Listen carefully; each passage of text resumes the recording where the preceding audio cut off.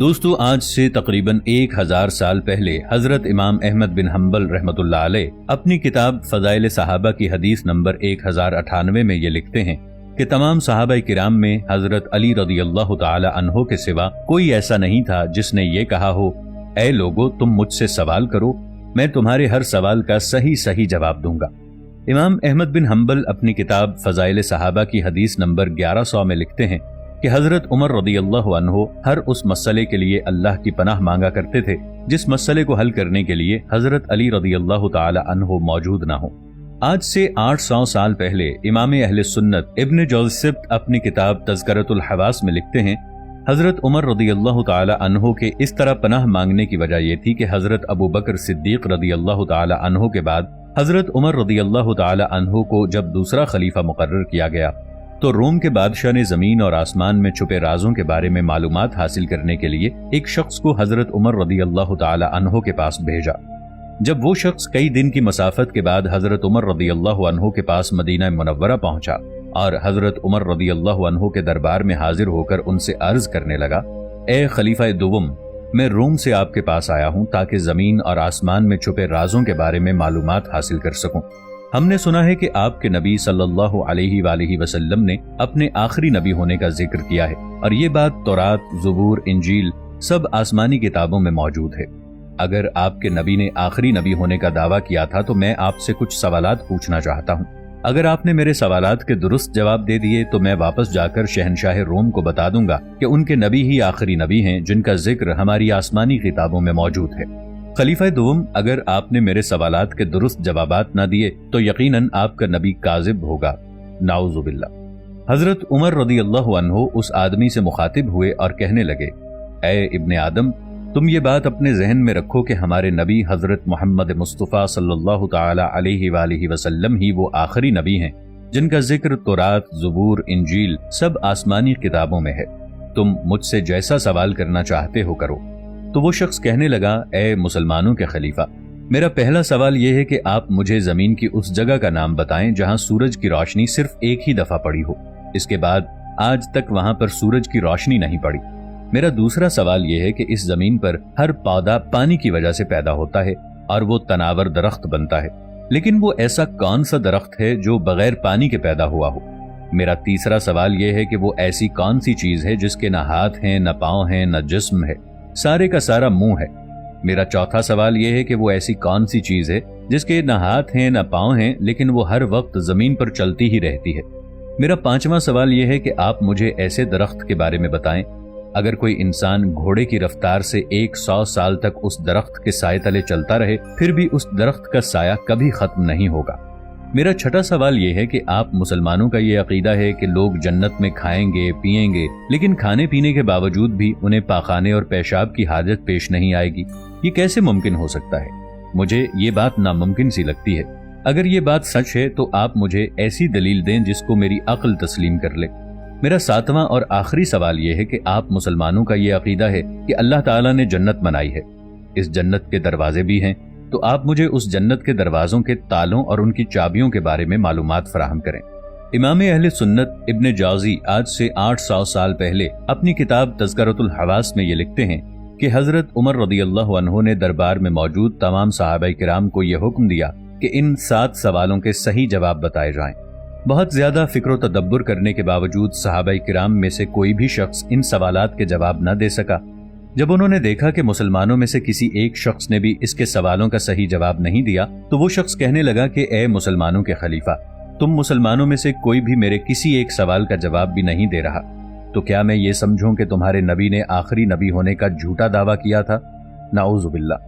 کیونکہ ہمارے نبی اور پیغمبروں نے ہمیں آخری نبی کی پہچان کرنے کے لیے ہمیں کچھ سوالات بتائے تھے اور کہا گیا تھا کہ ان سوالات کے جوابات یا تو خود آخری نبی بتا سکتا ہے یا وہ شخص بتا سکتا ہے جسے آخری نبی نے علم عطا کیا ہو۔ اس لیے اے خلیفہ دوم، تم میں سے ایسا کون ہے جو تمہارے نبی کے علم کا وارث ہو؟ جیسے ہی صحابہ کرام نے اس آدمی کی یہ بات سنی تو اسے فوراً حضرت علی رضی اللہ تعالی عنہ کے پاس بھیجا۔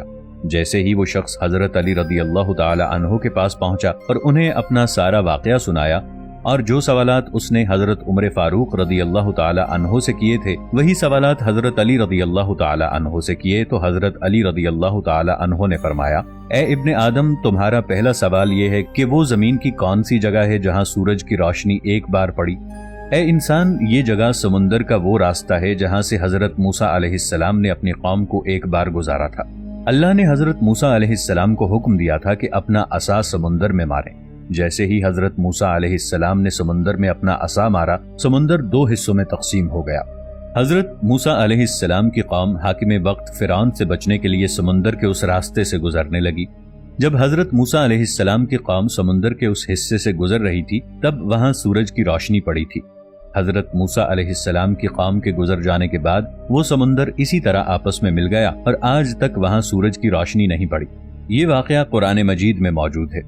تمہارا دوسرا سوال یہ ہے کہ زمین میں ہر درخت پانی کی وجہ سے پیدا ہوتا ہے، وہ کون سا درخت ہے جو بغیر پانی کے پیدا ہوا ہو؟ تو اے ابن آدم، اس کا جواب یہ ہے کہ وہ درخت اللہ تعالیٰ نے اپنے نبی حضرت یونس علیہ السلام کے لیے یکمشت زمین سے اگایا تھا۔ حضرت یونس علیہ السلام 3 دن تک مچھلی کے پیٹ میں رہنے کی وجہ سے ان کا سارا گوشت گل چکا تھا اور جسم گلنے کی وجہ سے آپ رو رو کر اللہ تعالیٰ سے صحت یابی کی دعا مانگنے لگے، تو اللہ تعالیٰ نے فوراً آپ کی دعا قبول کی اور کدو کی ایک بیل کو معجزے کے طور پر فی الفور زمین سے اگا دیا۔ اس درخت پر لگے پھل کو کھا کر حضرت یونس علیہ السلام دوبارہ صحت یاب ہو گئے۔ بس یہ وہی درخت ہے جو زمین سے بغیر پانی کے ایک لمحے میں پیدا ہوا تھا۔ اس درخت کا ذکر قرآن مجید کی سورہ صافات کی آیت نمبر 139 سے لے کر 148 تک واضح طور پر دیکھا جا سکتا ہے۔ تمہارا اگلا سوال یہ ہے کہ وہ کون سی ایسی چیز ہے جس کے نہ ہاتھ ہیں، نہ پاؤں ہیں، نہ جسم ہے، بس منہ ہی منہ ہے؟ تو اے بندہ خدا، تم اپنے ذہن میں اس بات کو بٹھا لو کہ وہ چیز دوزخ کی آگ ہے۔ دوزخ کی آگ ہر چیز کو کھا جاتی ہے۔ دوزخ کی یہ آگ کافروں کو اس طرح کھائے گی جیسے کوئی بھوکا جانور ہو۔ اسی لیے اللہ تعالیٰ قرآن مجید کی سورۃ الفرقان کی آیت نمبر 12 میں یہ ارشاد فرماتا ہے، جب دوزخ کی آگ ان لوگوں کو دور سے دیکھے گی تو یہ لوگ دوزخ کی آگ کا جوش مار مار کے چنگھاڑنا سنیں گے۔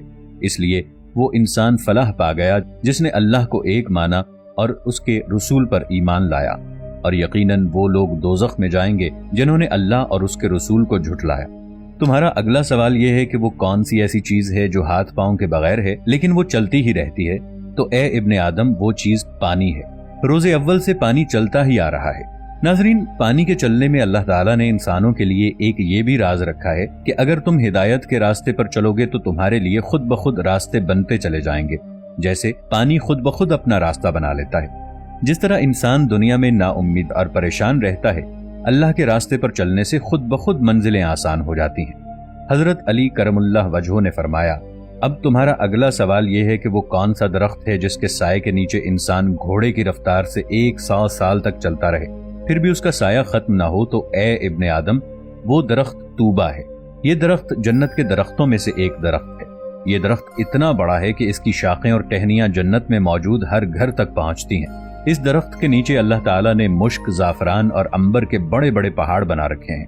اس دنیا میں اس بہت بڑے درخت کی مثال سورج ہے، کیونکہ سورج کی روشنی اور کرنیں زمین پر موجود ہر گھر تک پہنچتی ہیں۔ اگر اللہ تعالیٰ اس دنیا میں اتنے بڑے سورج کو پیدا کر سکتا ہے تو وہ جنت میں اتنا بڑا درخت بھی پیدا کر سکتا ہے۔ بے شک اللہ ہر چیز پر قادر ہے۔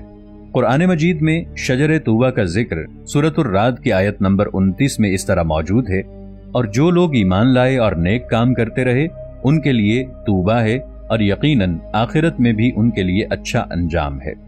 دوستو، 1000 سال پہلے اس آیت کے بارے میں بہت سی تفاسیر لکھی گئی تھی، جیسا کہ تفسیر ابن عباس، تفسیر القمی، اس کے علاوہ اور بھی بہت سی تفاسیر کی کتب ہیں جن میں یہی کہا گیا ہے۔ یہاں طوبہ سے مراد جنت کا درخت طوبہ ہے۔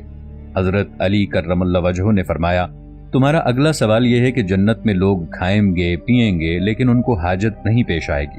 تم کہتے ہو کہ یہ ناممکن ہے، تو اے ابن آدم، اس کی مثال دنیا میں ہی موجود ہے۔ جیسے ہر بچہ ماں کے پیٹ میں 9 ماہ تک خوراک کی نالی سے کھاتا اور پیتا رہتا ہے، 9 ماہ تک ماں کے پیٹ میں کھانے پینے کے باوجود بھی وہ پاخانہ اور پیشاب نہیں کرتا۔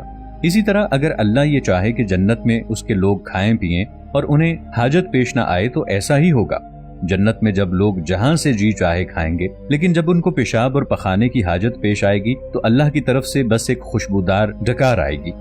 اب تمہارا اگلا اور آخری سوال یہ ہے کہ اگر جنت میں دروازے ہیں تو میں ان دروازوں کے تالوں اور چابیوں کے بارے میں معلومات فراہم کروں تو اے ابن آدم، جنت کے دروازوں کے تالوں سے مراد اللہ تعالیٰ کے ساتھ شرک کرنا ہے۔ جو کوئی اللہ کے سوا کوئی اور معبود بنائے گا اس کے لیے جنت کے دروازوں کے تالے کبھی نہیں کھلیں گے، اور ان کی چابیاں نزع کے وقت سچے دل سے لا الہ الا اللہ محمد الرسول اللہ کی گواہی دینا ہے۔ اللہ تعالی ہم سب کا خاتمہ ایمان پر کرے، آمین۔